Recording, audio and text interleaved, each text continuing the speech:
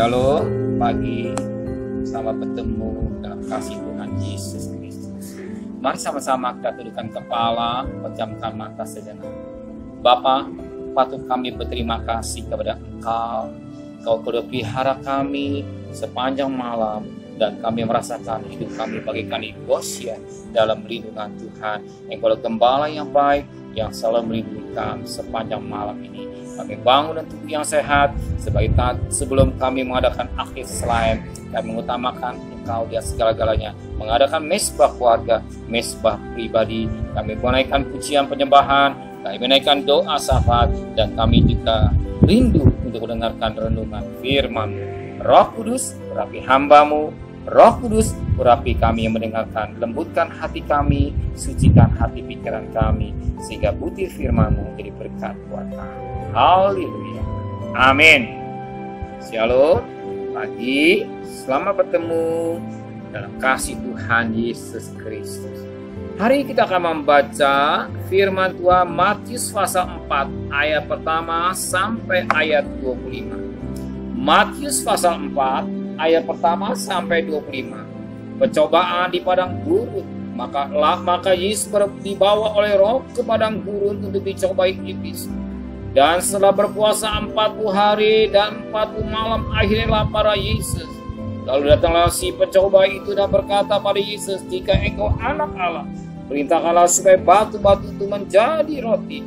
Tapi Yesus menjawab, "Ada tertulis, manusia hidup bukan dari roti saja, tetapi dari setiap firman yang keluar dari mulut Allah." Kemudian iblis membawanya ke kota suci dan menempatkan dia di bumbungan bait suci. Lalu berkata pada, "Jika engkau anak Allah, jatuhkan dirimu ke bawah, sebab ada tertulis mengenai engkau, ia akan memerintahkan malaikat-malaikatnya, dan mereka akan menantang engkau di atas tangannya, supaya kakimu jangan terantuk kepada batu."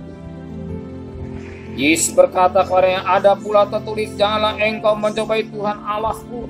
Dan iblis membawanya pula ke atas gunung yang sangat tinggi, dan melihat kepadanya semua kerajaan dunia dengan kemegahannya. Dan berkata kepada Yesus, "Semua ini akan kuberikan kepadamu jika engkau sujud menyembah Aku." Maka berkatalah Yesus kepadanya, "Nyala iblis, sebab ada tulis, engkau harus menyembah Tuhan Allahmu, dan hanya kepada Dia sajalah engkau berbakti." Lalu iblis meninggalkan dia, dan lihatlah malaikat-malaikat datang melayani Yesus. Tetapi waktu Yesus mendengar bahwa Yohanes telah ditangkap, mengira ia ke Galilea. Ia meninggalkan Nazaret dan diam di Kapernaum di tepi danau di daerah Zebulon dan Naftali, supaya genaplah firman disampaikan oleh Nabi Yesaya. Tanah Zebulon dan tanah Naftali, jalan ke laut, daerah seberang sungai Yordan, Galilea, wilayah bangsa-bangsa lain. Bangsa yang diam kegelapan telah melihat terang yang besar, dan bagi mereka yang diam di negeri yang dinaungi, maut telah terbit terang. Sejak waktu itu Yesus memberi kata, "Bertobatlah, sebab kerajaan surga sudah dekat." Dan ketika Yesus sedang berjalan menyusuri danau Galilea, lihat dua orang bersaudara, Simon yang disebut Petrus, Andreas saudara, mereka sedang menebarkan jala di danau, sebab mereka menjala manu ikan. Yesus berkata pada mereka, "Mari ikutlah Aku, dan kamu akan kujadikan penjala manusia."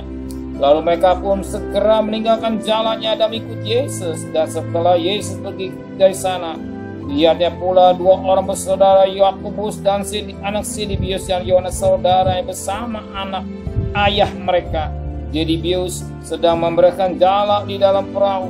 Yesus memanggil mereka, dan mereka segera meninggalkan perahu serta ayahnya, lalu ikuti Dia.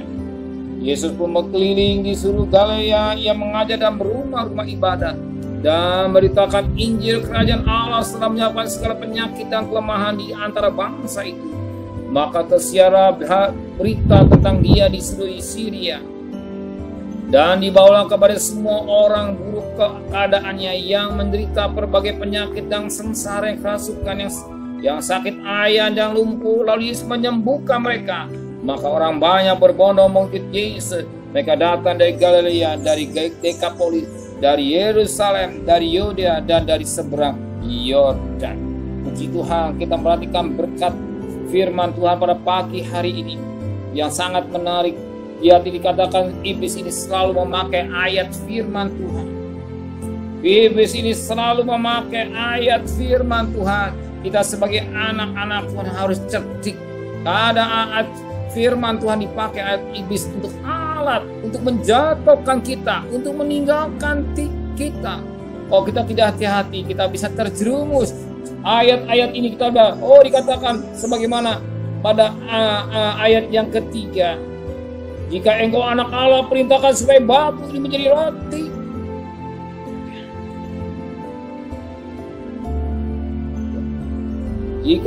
Patukan ayat 6, jika engkau anak Allah, jatuhkan dirimu ke bawah, sebab ada tulis mengenai engkau, ia akan merintahkan malaikat-malaikatnya dan mereka akan menatang engkau di tangannya, supaya kaki jangan terantuk oleh batu. Bahkan dikatakan pada ayat 9, dan berkata kepada Yesus, semuanya akan kuberikan kepadamu jika engkau sujud menyembah. Ya, pada kita memperhatikan bagaimana iblis juga memakai ayat firman Tuhan. Kita sudah cerdik, ya, ayat ini mengingatkan kita bahwa iblis pandai, iblis ngerti. Dan kalau kita sebagai anak Tuhan tidak cerdik akan firman Tuhan, kita akan terjerumus. Banyak ayat-ayat yang kita harus mengerti dengan baik apa yang maunya kehendak Tuhan, ya. Apa yang menjadi kehendak Tuhan. Sering ayat menjerat kita untuk keinginan daging, ya. Bukan kehendak Tuhan tapi keinginan daging dipelintirkan, sehingga tanpa disadari manusia terjerumus dengan karena permainan iblis melalui ayat. Tapi kita firman Allah berkata, bukan kehendak daging, tapi kehendak Roh Kudus atau pimpinan Roh Kudus. Ini penting. Apapun yang kita kehendak, apakah kehendak Roh Kudus atau tidak. Nah, di sini kita lihat ada 3 hal yang sama. Keinginan mata, keinginan akun hidup, keinginan daging yang diperlihatkan pada iblis kepada Yesus. Ini yang sering menjerat manusia dengan isi dunia, keinginan mata, akun hidup, keinginan daging yang menjerat manusia tanpa disadari. Tanpa disadari bahwa manusia terjerat. Tapi kalau kita mengerti, Tuhan mengajar kepada kita sesuai dengan kehendak Tuhan. Sebab dunia dan sisinya akan lenyap, dunia seisinya akan binasa. Dan ingat, dunia tidak mungkin jadi Firdaus. Dunia penuh dengan air mata. Sebab firman Allah berkata, barang siapa ikut aku, dia harus memikul salib dan menyangkal diri. Betapa penting kita mengerti firman Tuhan. Jangan kita terjerumus dengan 3 hal, keinginan daging, keinginan mata, akun hidup. Sebagaimana 1 Yohanes 2 ayat 16, isi dunia ini. Tetapi apa dikatakan Yesus mengerti dengan baik. Ya, Yesus mengerti dengan baik. Kita juga mau mengerti atas pimpinan Roh Kudus. Tuhan memberkati kita semua. Benar Bapa di surga, sering iblis menjerumuskan manusia melalui ayat. Tanpa disadari, kalau tidak hati-hati kami terjerumus. Sebagaimana firman Allah berkata, Yesus juga iblis memakai ayat untuk menjerumuskan Yesus dalam 3 hal, keinginan daging, keinginan akun hidup, keinginan mata. Tuhan, 3 hal yang menjerat manusia tanpa disadari. Tapi kami bersyukur hari ini kami mau belajar hidup dalam pimpinan Roh Kudus. Roh Kudus kuasai hati dan pikiran kami sehingga hidup ini boleh menyenangkan Tuhan. Sebab bumi dan seisinya kekayaan kita akan lenyap. Tapi firman Allah berkata, cukupkanlah dengan dirimu apa yang ada. Terima kasih Bapa di surga, memberikan kami pada besok pagi dalam tubuh yang sehat dengan tidak kurang 1 apapun juga. Berkati Bapak Presiden, Wakil Presiden, para Menteri, para Gubernur, para Bupati, para Wali Kota, para Camat, para Lurah, para RW, para RT, para medis, para relawan, para TNI, para Polri, bahkan mereka-mereka yang bekerja di depan. Engkau juga memberkati mereka dengan luar biasa hikmat yang dari Tuhan. Keluarga, pelihara keluarganya, beri kesehatan yang prima. Istimewa bangsa kami mau divaksin, Pak, sehingga demi mau divaksin semua demi kebaikan, dan kami mohon belas kasihan Tuhan. Yang meninggal semakin berkurang, tapi yang sakit juga semakin berkurang, tapi yang sembuh semakin banyak. Terima kasih Bapa di surga, saudara kekasih, terimalah berkat nikmat dari Allah Bapa, cinta kasih sayang dari Tuhan Yesus Kristus, dan berkat Roh Kudus di atas saudara hari ini sampai Maranatha Tuhan Yesus datang. Yang cinta Dia katakan amin.